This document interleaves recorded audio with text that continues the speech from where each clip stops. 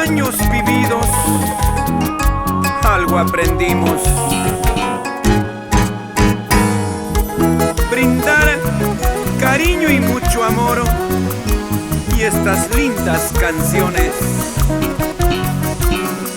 Te lo dice Raúl Arquímedes, el cantautor nacional.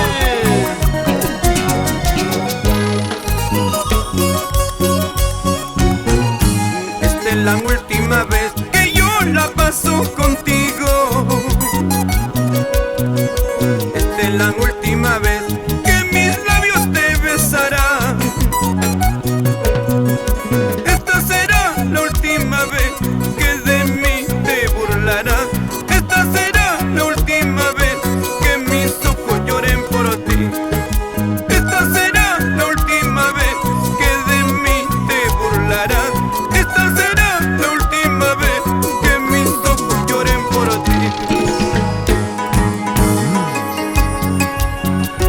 Esta será la última vez que me veas llorar por ti. Pero ten presente que nunca más